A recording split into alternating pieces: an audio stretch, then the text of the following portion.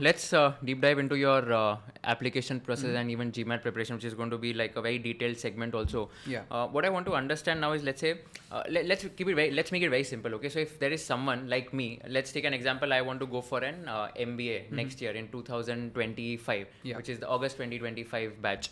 So, like, what I want to know is now, when do the GMAT preparation start? When do the round 1 starts? Round 2, round 3, how many rounds are there? Then maybe interviews, and like finally, when do you get to know that okay, now you have been selected into Harvard, Stanford, or Wharton, whatever university it is. So what is the starting point to start an MBA journey? Let's start there, and then let's break it down topic by topic. So if anyone wants to take that. Got it. I think let me take the lead on this. I think recency bias and whatnot. So if I were to target a round 1 application for next year admit, right? So I would look at it this way. I would first look at, hey, what is the sort of target profile of schools that I feel are relevant to me, either because of, hey, here from the kind of career that I have been in so far, this kind of school makes sense. This also fits in a lot of my ambitions and objectives. In the Can you give an example? For example, so I wanted to look at, hey, here I am someone who did consulting for many years, and I probably want to switch. So what is the best kind of college that I would want to consider in order to switch that, right? So Harvard, Stanford, Wharton, Booth and Kellogg were some of the schools that I had looked at. So I sort of talked to a few people to understand, hey, what is the kind of experience that the colleges offer, and then I finally sort of narrowed it down to 4 schools. I had applied to Wharton, I had applied to Kellogg, I had applied to Booth, and I had applied to Harvard. And so I sort of planned for the timelines that these colleges have. And since I knew that I wanted to apply for round 1 to sort of maximize the entire journey of, if this doesn't happen, then I have more sort of bandwidth to apply to round 2, round 3, I sort of looked at September as the target deadline for submitting those applications. In my case, I had the GMAT done a bit earlier. I had done it the year prior. But how long is this GMAT score valid for? GMAT score is valid for 5 years unless they've made some changes. I think I'm not sure if they've made some changes this year, but otherwise the validity is 5 years, right? So I had applied, I had given the GMAT in year prior, so I was sort of fine. Even if this doesn't work out, we'll look at it next year. So step 1, target school, and that's closely aligned to GMAT. So GMAT / target school is my step 1. Step 2, once that's done, CV finalization is, I feel like, the next biggest step, because based on what you feel is the best representation of your entire sort of career and journey so far, that dictates, 1, your confidence of converting these schools, and 2, what elements of your CV will you talk about in these essays. Step 3 would be thinking about the essay questions themselves, figuring out, okay, in each of these, here is this is a long process, so here is the kind of topics I want to talk about, here is the kind of version of myself I want to bring about, etc. Step 4 would then be, hey, one part of the application is getting the right recommendations. So who are those people who I feel are credible enough to give a good recommendation for me? And then step 5 will just be execution, right? Just going through multiple iterations of making sure that steps 2 through 4 are, like in the right version to then send to the college. You would send it. Step 6 would then be, if you get an interview invite, then thinking through the interview steps and whatnot. Got it. Perfect. All right. So now these are steps, like 6 steps. So let's, for the next half an hour to 45 minutes, let's break each and every step down, and let's talk more on that. So the first is the GMAT preparation, right? So everyone who's now going to give GMAT, they have like this big question about like the preparation, how much time to give, what kind of questions will come, and how do you prepare for that. So if I may ask, what are your GMAT scores? Like 760 for you? Yeah. And for the two of you? 760. 730. 730, got it. So I think like these are pretty high scores itself. And what is the average GMAT score which is expected in these kind of universities? Is there a range? Yeah, so Harvard I think is around 740. Same, I think for Stanford 740. Yeah. And Wharton, the Wharton 730, median, 735. I think Wharton median is also 740. The only caveat I'd give is, as an Indian applicant, you'd want to have 20 to 30 points above that in order to have a realistic chance at sort of converting that. Got it. And this is out of 800, right? Out of 800. Yes. Got it. Fair. By the way, also to add, GRE is also accepted Accepted now. now, yes. Got it. So and do So there are people who, give there are GRE people also? who strategize that as well, because the two exams are different. If you all know more about this, you can speak into this. But one's better for verbal, one's better for quant, or different skill sets. In fact. Yeah, I don't know, but I think GRE's verbal is tougher. That's what I've heard.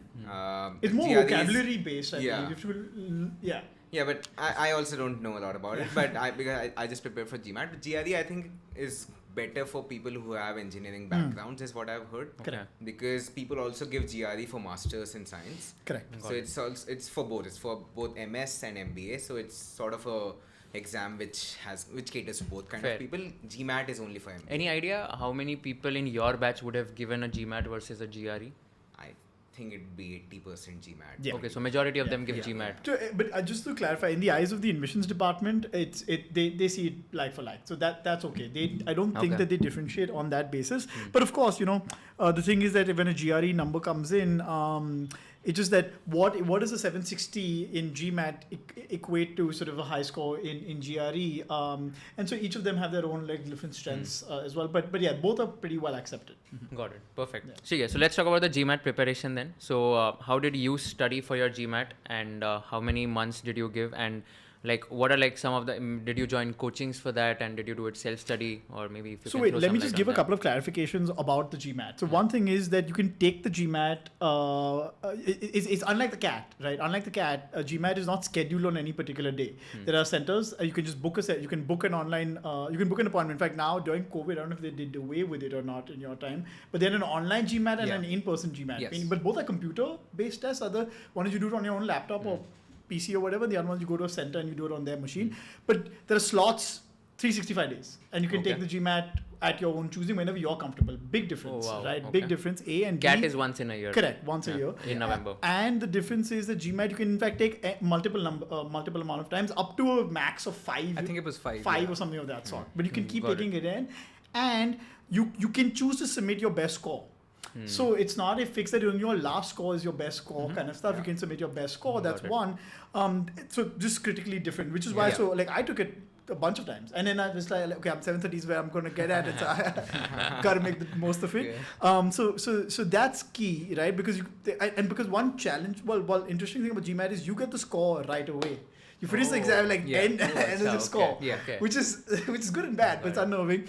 And another thing about the GMAT test, see, I'm getting all the easy stuff out of the way, so the hard stuff is all about the prep and all, because this is just basic info. But the GMAT is a very interesting test because it is an adaptive test, right? Which is very interesting.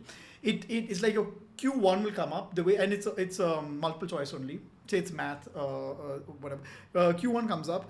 The way you answer Q1, the next, so with two of us go into the same exam at the same point in time, we may get completely different set of questions, because it's from a central database of all possible questions, because it tries to, you get the first one right, it'll ask you a harder question. In fact, it'll keep asking you harder questions, because it's trying to judge your capability, and then it'll start going down if you start answering it incorrectly. So there's a better words to describe this, but it's basically in common man language. It's basically how it works, and so it's a very interesting test. And I think there are different strategies online. A lot of literature has been written and exists on the internet about strategies on how to sort of getting your first couple of questions correct or wrong has a different implication on your score than getting the last set of questions correct or wrong. There's a lot of that piece as well. But you said GMAT can be given any time in the next 365 days. So what is the frequency? Like, for example, if I want to give it tomorrow, is that possible? So I'll tell you my case.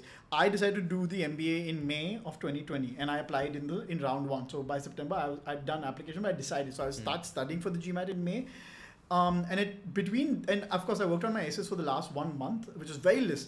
And were you also working full time somewhere at that time? Yeah, but it's COVID, so no one's disturbing you socially speaking. So got it. I was working full time, but again, full time in COVID was everyone's trying to figure out what Zoom is, and anyway, so it's fine. I had ample time. Time was not the problem, fortunately.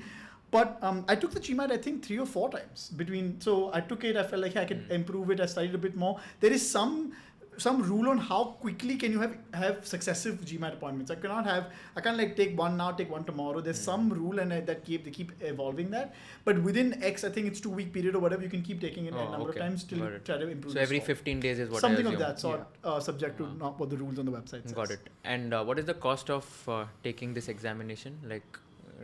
What is? I forgot, dude. That's not something I sort of. It's not. I mean, it's not like CFA type. It's not huge. It's not very expensive. It's not lakhs. Yeah, it would be I think $500 or something. So okay. 30,000, which is 40,000 rupees. Yeah, got it. Used to be. That's a lot. Now I'm thinking I shouldn't have. I don't know. I think it was in that thing. Okay, got it. So maybe you guys. Honestly, I forgot. The homework for you all. Since no, since you guys, since you're earning so much that 30,000-40,000 इतना कुछ matter नहीं कर रहा तो दे देते हैं. Private equity people consulting. In the context, no, it's in the context of what you're going to spend if you go to an MBA. No, If you're going to spend that much, then 500 is not. makes sense. What are the subjects in GMAT?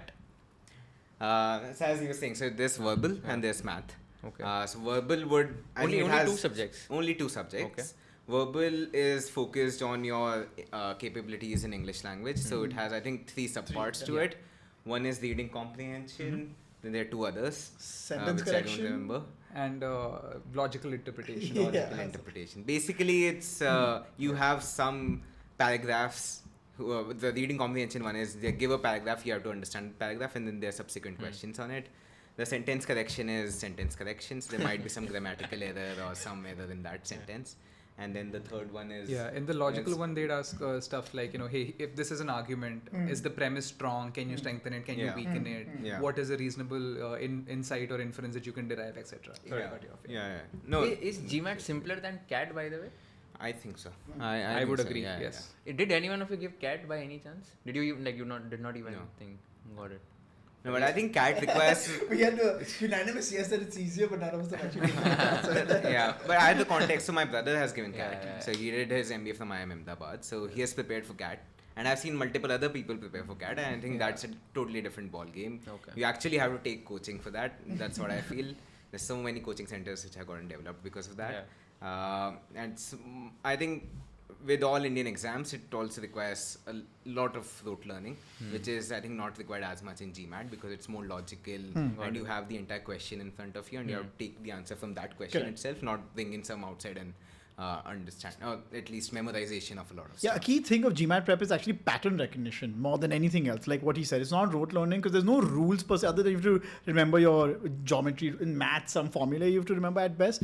But mostly it's about really pattern recognition because there's a very the main thing that most GMAT coaching online things will advise is that if you take those mock tests you take enough of them and long enough, you'll try to find that there's a certain way that they set questions, especially the difficult 700 plus level, because there is in the prep books you get like there are 500 to 600 level questions, 600 whatever, and then there's 700 plus level, then 750 plus level questions. There's really about pattern recognition because the thing is that there's no set number of questions that they are going to ask you in those 40 minutes or 1 hour, whatever. They can keep throwing more questions. Or actually, there's 42 questions. The trick is that it's about your ability to think in the moment with limited time. It's not about sort of it's not brute force. In fact, it's about as elegantly as you can try to find what is the question, the way it's set, what are they really trying to like guide you towards the obvious answers where most people will fall, and then wait a minute, it can't be obviously that simple, there's more to it, and so it's more about makes sense. pattern. So this is completely MCQ based, right? Completely Yeah. MCQ. And how many questions are there? Yeah, so he was saying, I think 42 and each. 42 in verbal and 39 in 42 in, So they've got it. reduced this now, Reduced but the similar scale, I think Yeah. they, when I given it, it was around 36 in verbal, I think 33 or 32 in quant. Got it. And the timing is, I think, I think half it was, an hour each.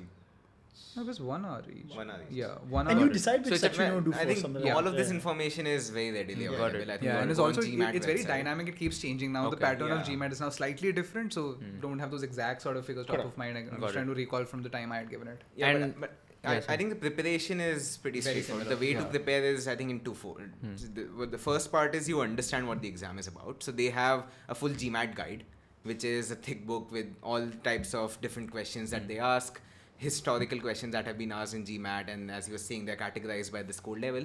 So you prepare that, you understand what are the key questions that they're asking. Once you're comfortable with the different types of questions, you know what all you need to apply in order to answer those questions, you move on to the second part, which is taking mock tests, which is, I think, the most important part of GMAT, because when you take mock tests, and I think GMAT has a limitation, or official GMAT has a limitation on how many mock tests you can give. But there are plethora of other non-official mock tests that you can keep giving. And in those mock tests is when you realize that you're giving an exam to an adaptive question asker. So the questions that you ask correctly, then you will subsequently get more and more incrementally tough questions. Got it. And that is what prepares you. Once you do that like 5 or 6 times, you're comfortable then I think you can realize by 4th or 5th test that I am getting this score in the range of 700, 720, 740, 760. And by that time, when you get to a stable state, that is when you realize, okay, now I think this is where I'm getting. Now I should give the actual GMAT. Yeah. And that typically, unless you have a bad date, you will be somewhere plus minus 20. Right. Correct. So you mentioned about the verbal part, 3 sections which were there, sentence correction, logic reasoning and all. So in the second, which one? Quant. Yeah. So what kind of questions are asked there? It's like pure mathematics? It's like 8th grade math. Yeah, have you given NTSE? No, I have not. So I think people give NTSE a lot, but NTSE has this quant part of the exam as well, which is basically logical reasoning in mathematics. So this is the most difficult part of mathematics. There will be multiplication and division. Yeah. There won't be differentiation. There won't be integration. It is just logical reasoning. You would think about, you in your school, you were given this paragraph mathematical questions, like that a guy goes out, he does that, he does that, what will be, and then there are 5 things that he does and what will be the answer. So it's those sort of questions. It takes time, but it's basic mathematics. Yeah. Okay. Yeah, 8th grade math. Yeah, nothing more than 8th grade math. Got it. The only thing you have to really remember is like some formula for like volume of a sphere and like cuboids and whatever. Just that stuff, but beyond that, something you a 4x3 pi r cube. So just to elaborate on Sathik's points on quant, right? The way he sort of divided verbal into 3 questions in quant are sort of 2 types. One is the problem solving in itself, where it's a very straightforward question, right? They tell you, hey, your point A and point B is so many kilometers apart. It took me X hours to reach there. What is the speed I'm traveling at? So the options will have, this is the speed A, B, C, D. Okay. The second kind of question is data sufficiency, where they give you a statement. Here is a statement maybe exactly similar, right? Where they'll tell you, hey, point A and point B is 10 kilometers apart. Then they'll give you 2 options, right? Option A will say it took X hours to get there. Point B may say that point C is another further 3 kilometers away. Yeah. And then the question will be, in order to calculate the speed, right, which of these 2 points are enough to answer the question? So it's not enough to say the speed is this much. Yeah. You need to be able to know which of those 2 options do you actually require, right? And in the MCQ, the options will be the first statement only is enough. The second statement only is enough. The first statement combined with the second statement is enough. Neither statements are enough, or either statements are enough, right? So, so that's kind of tricky to sort of approach that. Those were the 2 kinds of questions, but all quant questions fall into one of these things. Got it. But I think once you get that straightforward problem solving sort of comfortable, you are easily able to sort of approach this. Right. And there are also strategies to sort of think through that, right? For example, if you are able to figure out that one of the options is wrong, that automatically takes like 3 options out of the equation. So then you just try to figure out what is a better fit between 2 of the actual options in the exam. Yeah, fair. No, very, very interesting. Did you guys join coaching for GMAT, or you did it self? So I did it independently. I didn't join. Yeah, coaching. independently. All of you independently. Yeah, I think there's enough books, literature. Okay, and any reference book apart from the official GMAT guide you guys referred? So honestly, from a reference guide point of view, the GMAT guide is like very comprehensive and like it's super efficient. But I wanted to sort of make sure that I didn't let anything fall through the cracks. So I I think I forgot, what is that forum? GMAT Club? Yeah. So GMAT Club has a lot of like reference questions, right? So someone mentioned the 750 plus, 700 plus level questions. So I sort of, besides the book, sort of take a lot of time practicing those 700, 750 level questions to make sure that, I'm able to perform in those, because that was my sort of target score. And I also sort of over-indexed on the kinds of mocks that I did, right? So you mentioned that the official GMAT allows only a fixed number. I think there was 6. But I sort of, I bought a lot of third-party mocks, and I sort of really spent a lot of time just doing all of these. Which kind of third-party So mocks? These companies keep changing because they keep shutting down and setting up. But when I had bought mocks from Veritas and from Manhattan. Okay. So I think each of those gave me like 6 mocks each. But the pool of questions that they had was rotating, so I could sort of reset and do another mock again, and have a completely different experience, right? So I essentially had like a set of 18 mocks to sort of work through. My God. So I spent a lot of my time doing the mocks in itself and learning from my mistakes as opposed to just learning everything and then sort of going. So you gave all those 18 mock exams? I gave all those 18 Wow. mock exams. So That's a lot. So my process was a lot, and we'll come to the preparation side of Yeah. things. But besides these three, there genuinely wasn't any other coaching that I joined. I think online you have a lot of just videos available, webinars or whatnot of like either coaching institutes or some topic experts speaking about strategies. So whenever I felt like here's a topic I'm uncomfortable with, for example, I had like a lot of issues with sentence correction initially, trying to figure out, hey, what are the kinds of ways they would ask sentence correction questions. So I'd watch a couple of YouTube videos to understand which would substitute the idea of a lecture for me, and then just go into a lot of practice of 700, 750 questions on sentence correction until I got sort of familiar with it. So how many mocks you guys gave? Do you remember? I think five or Got it. six. So ideal would be what, 5-6 mocks to give. Depends. I think till the time you are confident and comfortable with that, you understand what types of Got it. questions are Yeah. coming, and you reach that steady state. It's Yeah. not as volatile Fair. in each mock test And that you how give. how many months you took to prepare for your GMAT?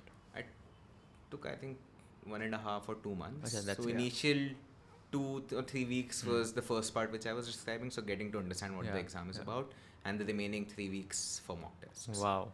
Okay, cool. I think this helps a lot. Any other preparation strategy before we move on to the step 2? Anything you guys want to add? I mean, I took a slightly different approach to preparing for the GMAT in itself. Like I gave my first mock with absolutely zero prep. Like I was fully comfortable knowing that I was gonna get half of them wrong because A lot of guys do this, by the way. Baseline. yeah, right. So What is it called? Sorry? It's a baseline, right? So I would, and this approach I sort of keep going, right? I'd figure out, okay, here are the kind, and then I do like a lot of analysis into what are the topics, what are the kind of questions, what is my accuracy within each topic, within quant, within data sufficiency, within problem solving, to sort of figure out all of my weak spots there. What was your first score? First mock. Honestly, I think 710. Wow.